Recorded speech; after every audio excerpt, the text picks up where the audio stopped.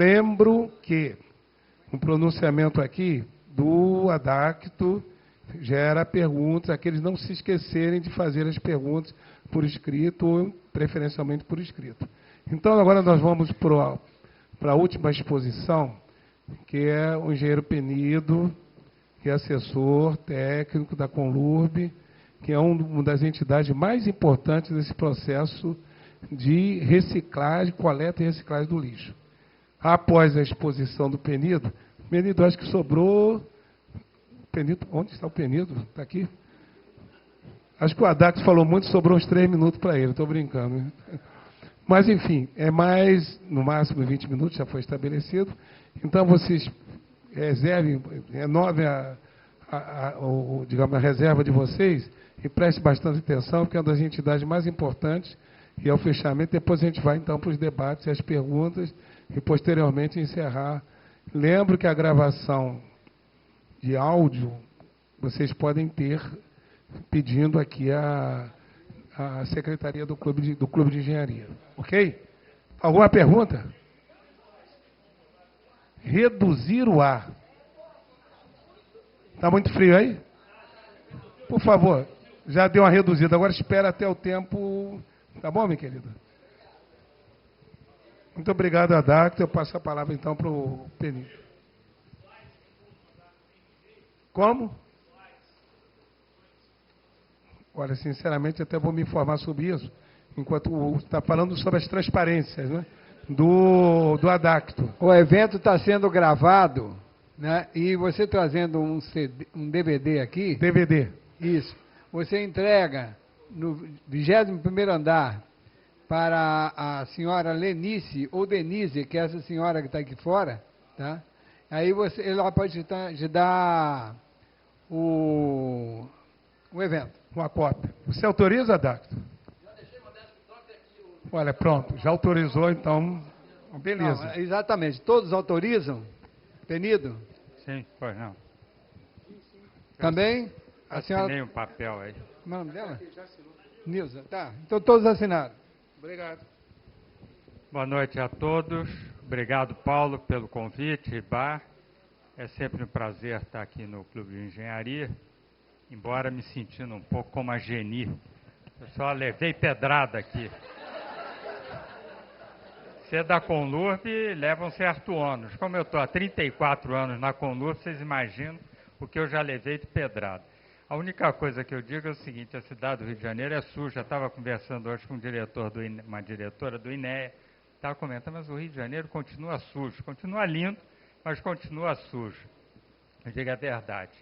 A Conlurb pode ter 20 mil empregados, pode gastar mais de R$1 bilhão por ano para manter a cidade limpa, mas se a população não colaborar, não tem jeito. Quer dizer, a gente é geni, mas também de vez em quando tem que devolver umas pedras. Mas o nosso assunto aqui é reciclagem e o tema, o título é um pouco provocador, não sei se foi ideia do Adacto de falar da pedra no sapato. Realmente é uma pedra no sapato da cidade do Rio de Janeiro, mas eu diria que a gente está tirando essa pedra, partindo com problemas, como já foram apontados pelo Jorge, pela Nilza, por todos que falaram anteriormente, mas faz parte. O poder público ele tem uma resposta lenta às demandas da população, ele tem um vício autoritário, é normal isso, a gente tenta mudar, mas nem sempre consegue. Eu vou fazer umas primeiras considerações acerca da reciclagem em si, que eu acho que vale a pena nós pensarmos um pouco no que é a reciclagem. Eu coloco isso daqui em homenagem aos antigos garrafeiros, que muita gente moça nunca ouviu aqui no Rio de Janeiro, mas eram personagens muito conhecidos e povoaram a minha infância. Eu acho que foi por isso que eu entrei no lixo e estou lá até hoje. Porque eu via na porta da minha casa, lá no Cormifelho, passarem os garrafeiros, que eram, nós chamávamos burros sem rabo, mas sem nenhuma conotação desabonadora. Eles passavam e gritavam, garrafeiro, garrafeiro, eram portugueses, e compravam garrafas, livros e jornais velhos. E eu vendi muita garrafa e livro velho para eles, são essas figuras aqui. Então, essa palestra é um pouco em homenagem aos precursores da coleta seletiva no Rio de Janeiro.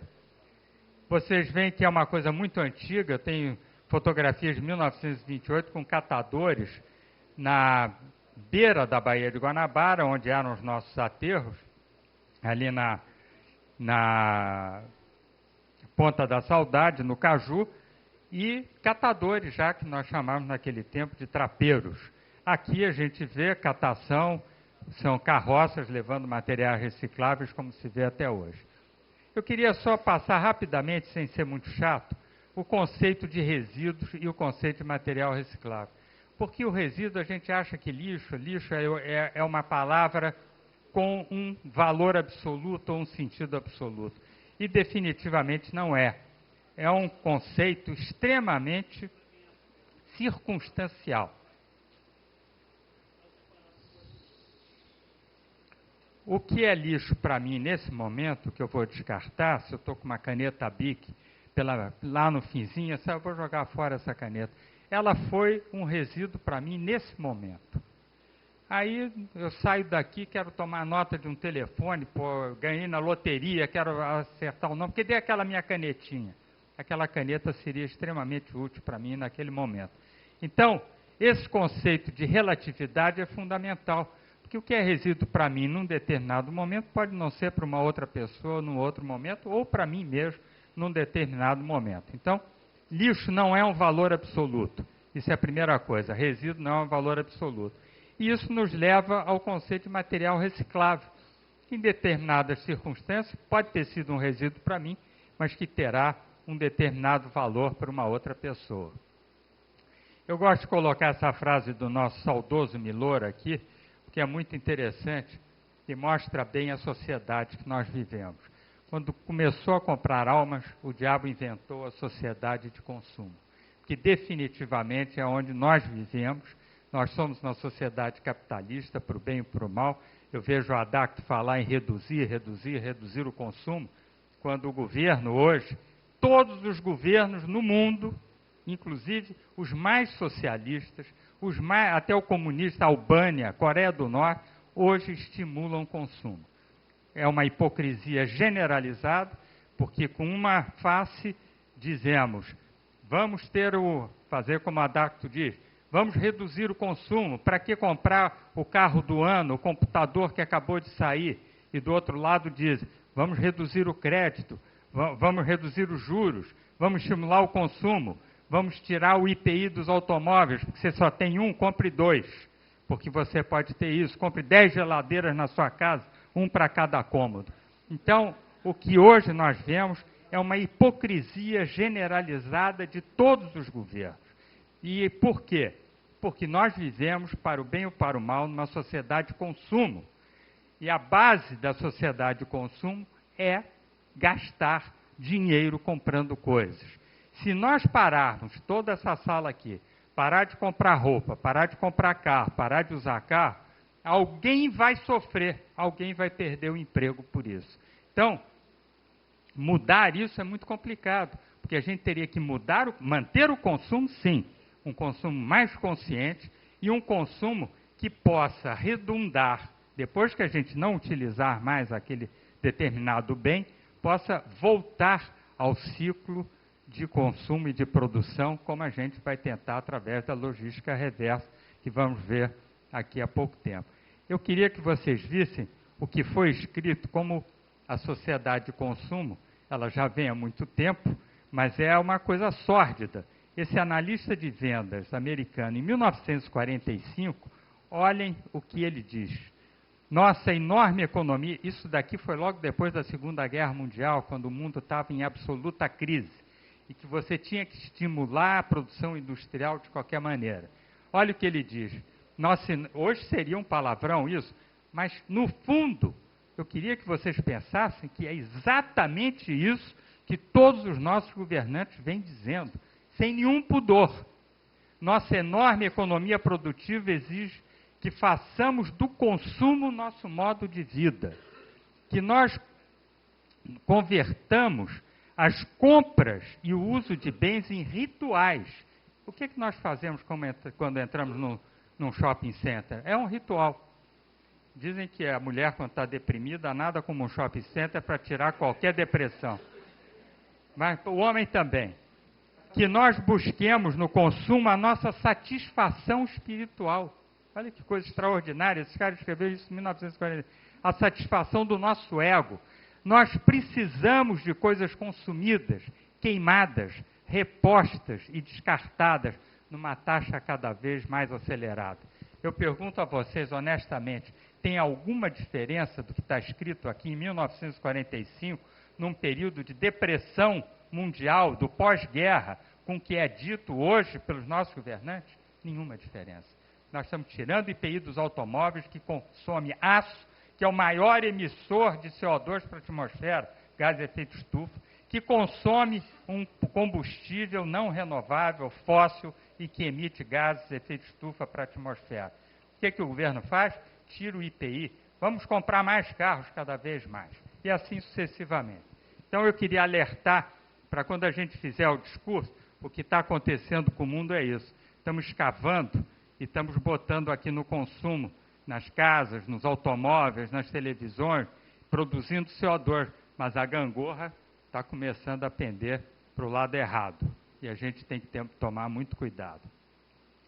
Esse organismo aqui, que é o Global Footprint Network, que dá a pegada, digamos, de carbono de tudo que a gente faz, nós temos um patamar de consumo de 7 bilhões de seres humanos, que é a população da Terra hoje. Nós precisaríamos ter mais meia Terra para aguentar esse consumo. Só que em 2025 nós vamos ter 8 bilhões e 10 bilhões em 2085. Quantas terras mais nós vamos precisar ter para aguentar o consumo? E aqui está, em 2008 foi quando estourou a primeira crise econômica. O que aconteceu? O Palácio do Planalto foi socorrer a indústria automobilística. Então não vamos nos iludir, nós estamos vivendo uma sociedade de cabeça para baixo e estamos aos poucos nos suicidando. Qual é o conceito de reciclagem? É a transformação de um produto descartado por alguém em um novo produto, de modo a entrar no ciclo formal de consumo da sociedade. É nada mais que isso, é uma coisa simples. Vale a pena? Esse processo industrial utiliza insumos energéticos e impacta o meio ambiente. Não vamos nos iludir que a reciclagem é boa em qualquer circunstância. Não é. Não sei quantos aqui conhecem a indústria da reciclagem. Ela é extremamente impactante ao meio ambiente, ela consome muita água tratada, ela descarta muitos efluentes gasosos e líquidos sem tratamento. Então, uma coisa que eu gosto de dizer sempre, eu sou a favor da reciclagem, mas a favor da reciclagem cujo ciclo de vida do produto traga benefícios ambientais, econômicos e sociais. Eu sou rigorosamente contra a reciclagem a qualquer preço.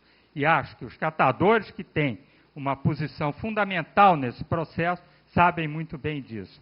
E tem que ter, é claro que eles não têm opção de vender os seus produtos para uma indústria que vai agredir o meio ambiente ou para outra que vai fazê-lo de forma adequada. Cabe ao poder público fiscalizar essas indústrias para que elas efetivamente incorporem no seu processo industrial medidas que protejam o meio ambiente e, principalmente, que respeitem os seus empregados.